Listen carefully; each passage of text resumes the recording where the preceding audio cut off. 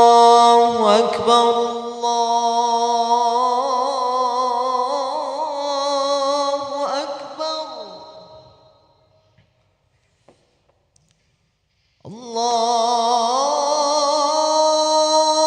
الله أكبر الله أكبر أشهد أن لا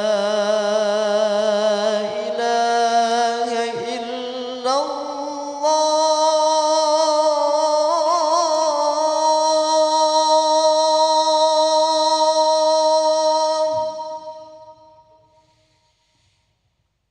أشهد أن لا إله إلا الله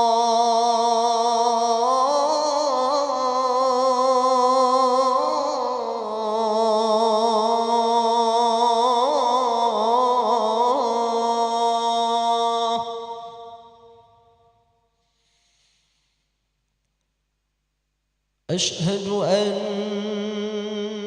محمدًا رسول الله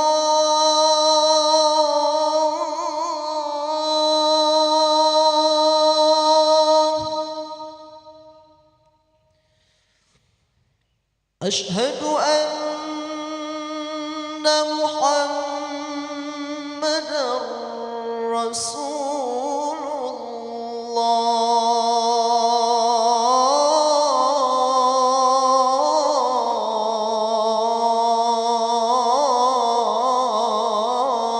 الله حي على الصلاة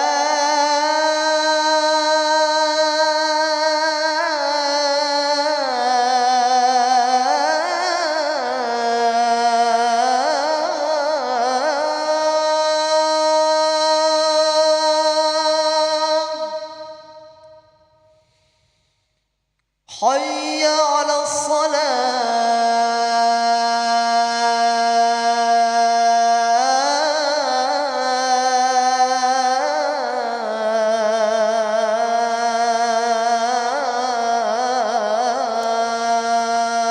الصلاة حي على الفلاح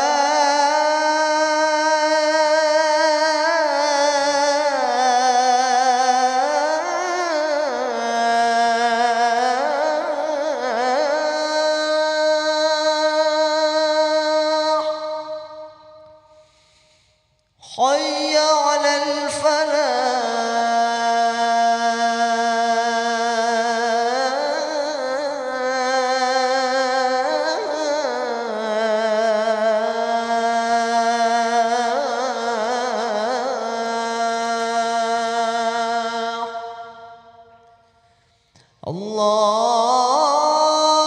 الله أكبر الله أكبر لا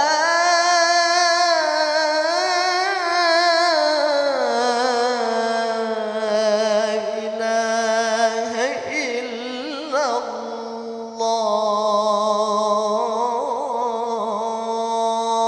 الله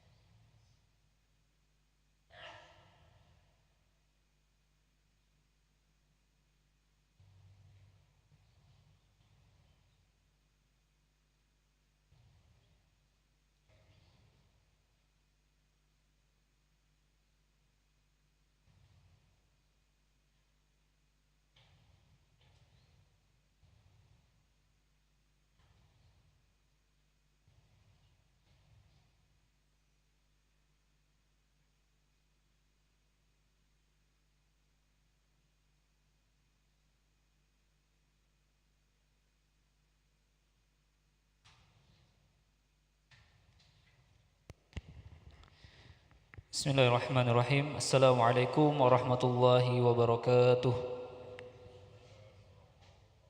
Berita duka, inna lillahi wa inna ilaihi raji'un. Telah meninggal dunia nama Imelda binti Ki Agus Imron, umur 46 tahun, alamat Jalan Kapten CC nomor 381, 18 Ilir, Palembang. Dimakamkan pada hari Kamis 21 Maret 2024 dan disolatkan di Masjid Sultan Mahmud Badaruddin Jaya Wikrama Palembang sesudah sholat zuhur, yang insya Allah akan diimami oleh Al-Ustadz Haji Umar Umayyah Ibrahim. Demikianlah informasi yang dapat kami sampaikan. Wassalamualaikum warahmatullahi wabarakatuh. Allahu Akbar, Allahu Akbar. Ashhadu an la ilaha illallah. Ashhadu anna Muhammadar Rasulullah. حي على الصلاة حي على الفلاح قد قامت الصلاة قد قامت الصلاة الله أكبر الله أكبر لا إله إلا الله لا إله إلا الله سيدنا محمد رسول الله وجعل من صالح أهلها استووا أقيموا صفوفكم واعتدلوا أعوذ بالله من الشيطان الرجيم بسم الله الرحمن الرحيم قل أعوذ برب الناس ملك الناس من شر الوسواس الخناس الذي من الجنة والناس رب أعوذ بك من الشياطين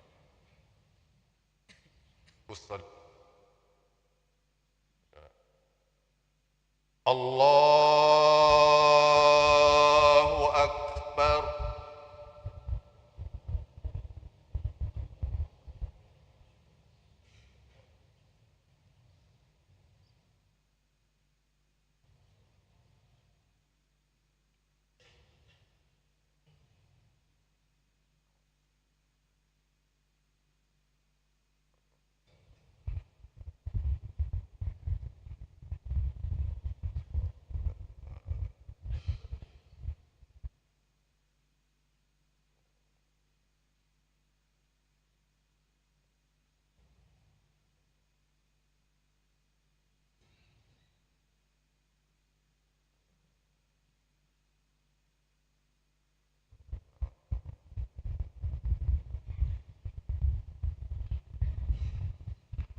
الله أكبر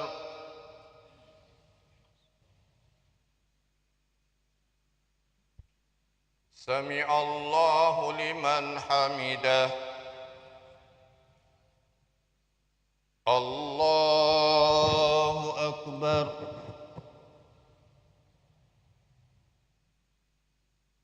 الله أكبر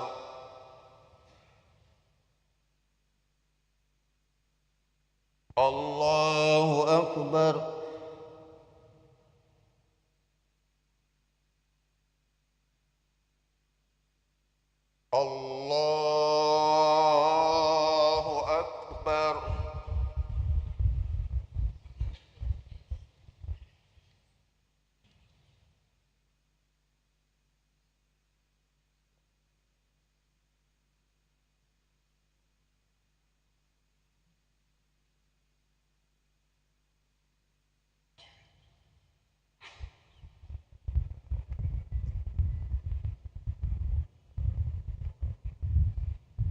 أكبر الله أكبر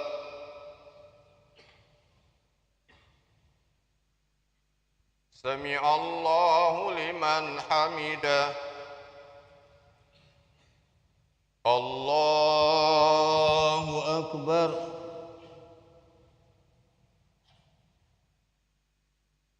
الله أكبر الله أكبر